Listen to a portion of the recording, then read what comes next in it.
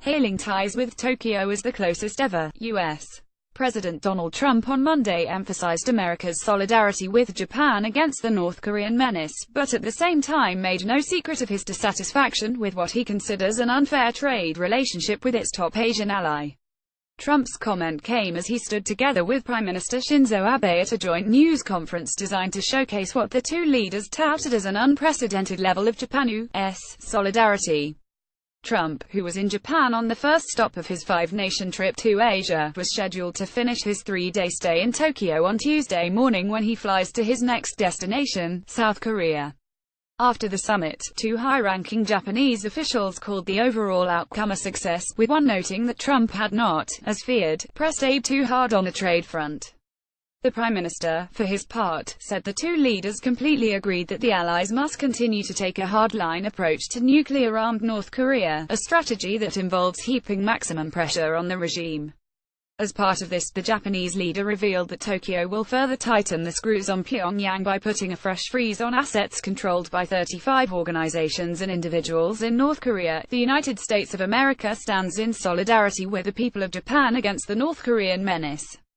History has proven over and over that strong and free nations always prevail over tyrants, Trump said. We stand together to defend the security and sovereignty of both of our countries, reiterating the era of strategic patience has come to an end. Trump added, some people say that my rhetoric is very strong, but look what's happened with very weak rhetoric over the last 25 years. Both Trump and Abe claimed that Japan-US ties had reached a historic level. At no time in the history of the Japan-US alliance did the leaders of our two nations spend a year building so deep and tight a relationship as we have, Abe said. Trump, too, noted the strong bonds. There has never been such a close relationship between the two nations' leaders. The U.S. president, however, made it a point to note his dissatisfaction with the trajectory of Washington's trade ties with Tokyo. I'm committed to achieving a fair, free and reciprocal trading relationship, Trump said. We seek equal and reliable access for American exports to Japan's market in order to eliminate our chronic trade imbalances and deficits with Japan. Trump has pushed for a more favorable bilateral trade deal with Japan in lieu of the multinational Trans-Pacific Partnership Accord, which he pulled out of in January as one of his first priorities as president. On Monday, as he met with a circle of Japanese business leaders in Tokyo, he stood firm on his anti-TPP stance, saying it was not the right idea. We will have more trade than anybody ever thought of under TPP, that I can tell you. He was quoted by the White House as telling the business leaders, ultimately it'll be proven to be right. Abe, for his part, tried to shift his emphasis from bilateral trade to his efforts to create a fair and effective economic order in the Asia-Pacific region.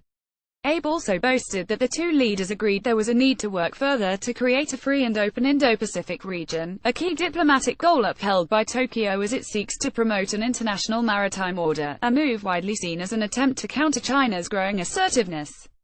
In a moment perhaps typical of Trump's braggadocio, the U.S. leader also said that Japan should be able to easily shoot down missiles fired by North Korea once the nation completes the purchase of a massive tranche of military gear from the U.S. The U.S. president had earlier questioned in a conversation with leaders from Southeast Asian nations why Japan, as a country of samurai warriors, didn't intercept two missiles that flew over the archipelago earlier this year. According to reports, one of the things I think really important is that the Prime Minister of Japan is going to be purchasing a massive amount of military equipment, as he should, Trump said. We make the best military equipment by far. It's a lot of jobs for us and a lot of safety for Japan. Abe responded by confirming that Japan will indeed amplify its defense capabilities by introducing equipment, including F-35A fighter jets, from the U.S. Japan also plans to introduce the U.S. land-based Aegis Ashore system to counter the threat posed by North Korea's nuclear weapons and ballistic missile programs. Staff writer Reiji Yoshida contributed to this report.